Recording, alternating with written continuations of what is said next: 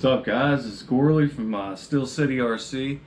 Going over my Redcat Rampage MT just to give you guys an idea of like how the drivetrain works in it and stuff like that. It's a lot different than Losi and the Bajas. I've had a couple people ask me, you know, if it's similar to a Baja, like when I was running my Dune Runner. When in essence, the Dune Runner and the Rampage MT are basically the same drivetrain. That the center differential, the front and rear differentials, they're all the same. There's not much difference. I have the Rampage MT here right now. I have it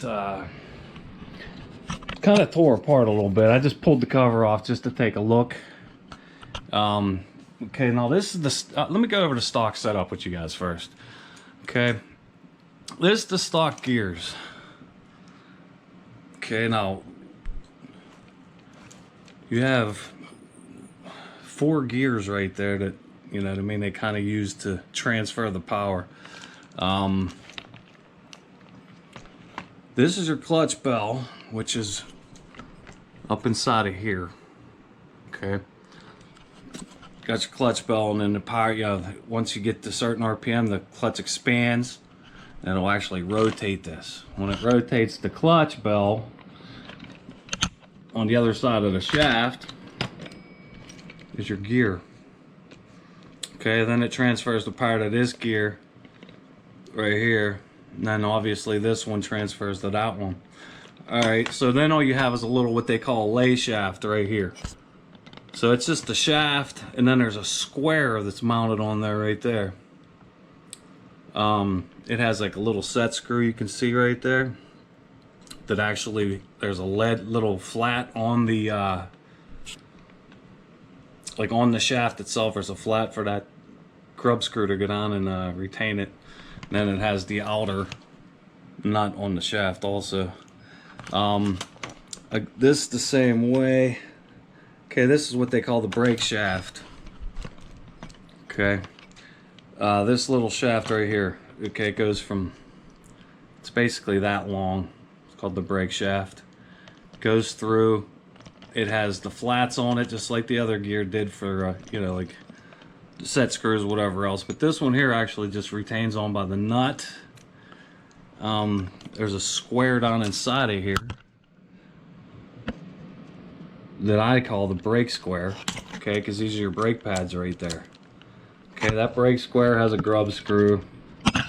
See if I can turn it around to get to it, but yeah, there's the grub screw for the brake square that holds the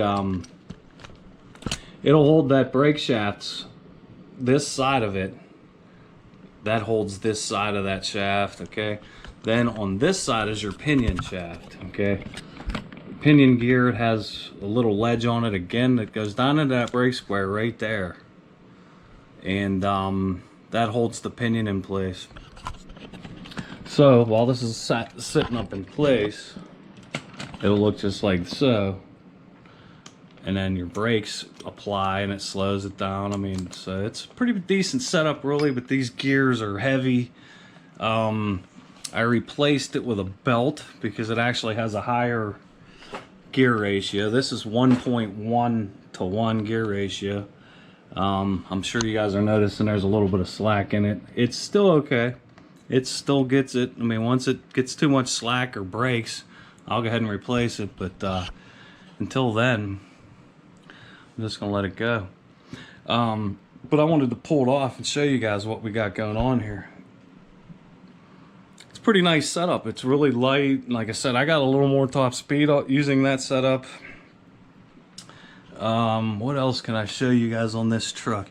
Oh, one thing mainly different is, if you look at the center shaft, it actually goes right down the middle of the truck. As you can see, like here's the center shaft right there where my finger is. It goes the whole way down the center of the truck. Okay, there's a short shaft here and a short shaft up front, and that's it. It's centered right down the center. There's no bends to it like on low C5s and the DBXL. This is all straightforward. Okay, now deep down inside there, see if I can find where this actually meshes to. Okay, that little pinion gear right there, there's a crown gear down inside there. If I had better lighting, I could show it to you better. But anyways, there's a crown gear that meshes onto, that pinion I just showed you. And that's what rotates it around. You can probably see it moving down in there. Okay. As far as upgrades on this, I've done a lot to it. This engine is an OG 320. But just getting you going and, you know, just getting this thing on, you know, safely running, you have to get this. This is a Killer RC Super B remote kill switch. This is a necessity. It's not an upgrade. I don't care what people call it. I call it a necessity. If your RC decides that it wants to go on its own and it's full throttle and you can't stop the car, all you do is push a button on your remote control, bam, it shuts the engine off. Sure, it may still keep rolling, but at least it's not wide open throttle anymore. The stock Redcat, this is obviously not a stock throttle servo, but the stock Redcat's throttle servos are known to fail. And through reading and whatever else, I've read it numerous times that it fails in wide open position, which obviously is scary. And if you don't have your kill switch hooked up, you got a 35-pound RC just ripping around full throttle, and you know, what do?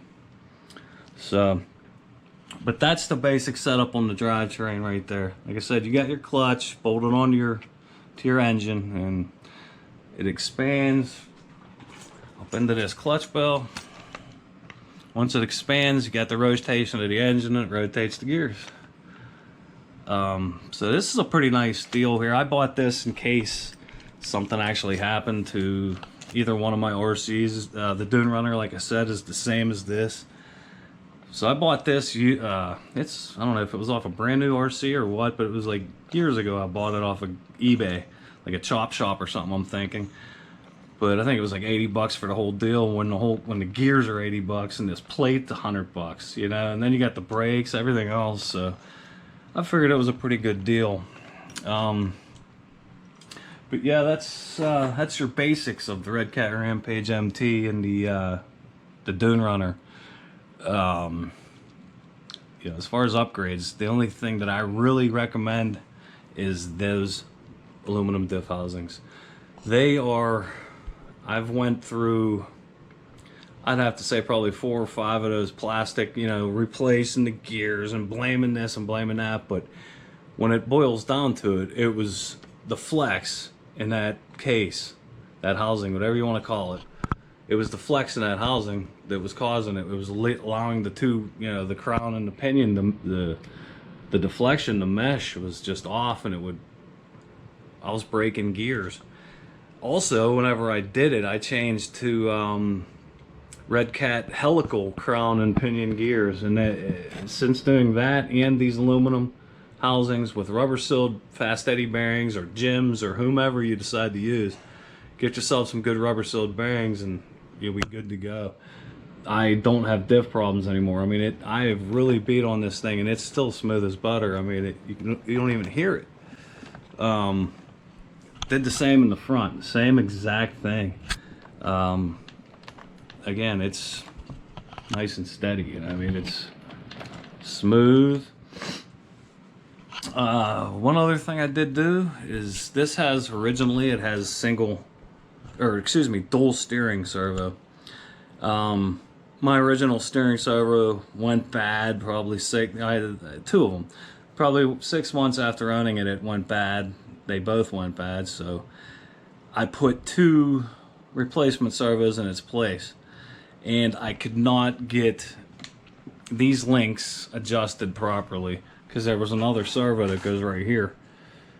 Alright, so I couldn't get them adjusted properly. I was getting voltage, seemed like I was getting voltage drop because I was using high volt servos, and eventually just went to single because I got so frustrated. I just went with one big single servo, If you look on anywhere really, just look up Redcat Rampage MT Futaba servo mount, and it'll come up with this big aluminum one. Okay, and that will house basically any of those big servos. You can see I got a Hercules in there now.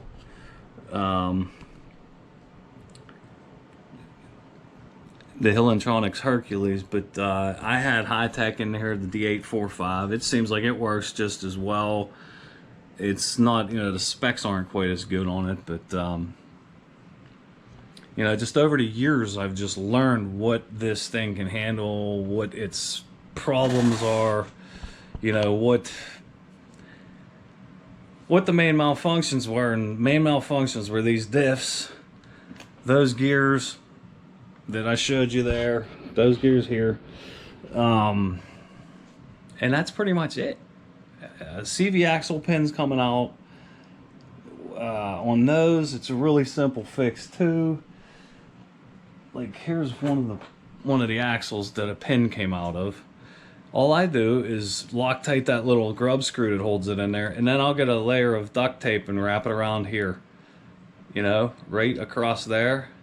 And then I'll just trim it down. I've never lost another pin. That used to be a common thing on this truck, was like losing those pins. You want to talk about annoying? You're driving along and next thing you know, you have no drive, Here's an example of the clutch. This is a Zenoa clutch. That's what I use in these, but that's what's sitting up inside of there. That's on your engine. And it's a centrifugal clutch, so once it gets to 6,000 RPMs, that spring will expand and allow it to engage the clutch bell, which is here. So we'll set that down in there and give you an idea what happens. Okay, see how you have that little bit of a gap? So once you get the engine to 6, I think this is an 8K spring looking at it, but anyways, once you get it to the whatever the spring is, the RPM, it allows that to spread open, and then once it spreads open, the power can be transferred to that clutch bell.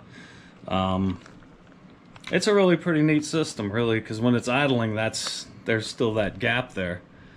And then, like, again, once you rev it up, boom, it expands, transfers the engine power. So I hope this helps some of you guys. I know Redcat Rampage and the Redcat line gets a lot of flack, but just, I don't know, check out some videos. Take a look at it for yourself. I mean, even check out some of my videos if you haven't. This truck really is, it's pretty stout. I changed the wheels. I took the big monster truck tires off because it was killing the drivetrain. I wanted something a little more performance. I don't know. These are the Pro Line Badland MX43. They're 8.3 inches tall by 3.3 or 3.8 inches wide, so they're still pretty big. Tons of traction. They've been on here a couple years. As you can see, the tread's got some wear to it. Look, that one's got real chunks taken out of it. I mean, it's probably going to need replaced soon. But I'm going to run them until they're bald. So this, again, this is my favorite. I have to say, it's my favorite RC out of them all. I have 5/5 scales total. I made a brushless version of this, which that truck really is pretty stout because I got some chassis braces I made for it that go between the strut tires.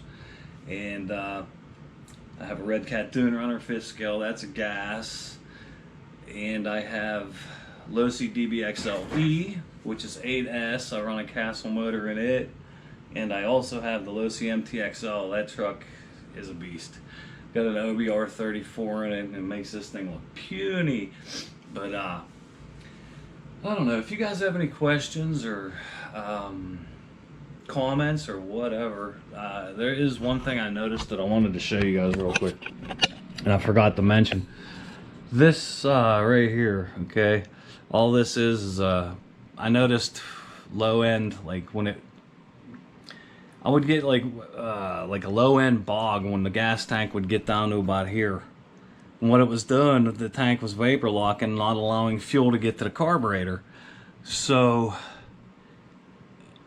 I cracked the cap and it would run fine. It would run great. So I was like, all right, what's happening? There's that valve in there was getting dirty. It was getting clogged. So all I did is just drilled and tapped a little nipple down into there, put a piece of hose on it with a one-way valve on it. There's your breather. Boom. No more bogging. Even times where you're like at a half a tank and you shut it off. You go to restart the truck, it won't start. You're like, what is going on? Crack the cap, pull it, bam, it fires right up. You know, it's just for some reason these Rampages get the vapor lock real bad. I noticed that right away. I mean, within a couple, times of using the truck, it started pulling that crap on me.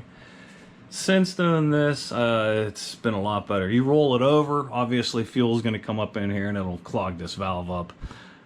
So maybe someday I'm going to go ahead and just run a hose over to here or something. So if it does roll, it's got to go a lot further for the fuel, or, I don't know. If somebody got a better idea, let me know. But otherwise, I just keep replacing these every probably couple months, 3-4 months. I'll put a new one on. It's like $3 or something like that for the whole setup. You can get a set of 10 of these with the hose for about $12 on eBay. So, but that's it, guys. I mean, I've done a lot to this. Anybody has any questions, I'm more than willing to help. I'm a RC junkie. I love his crap.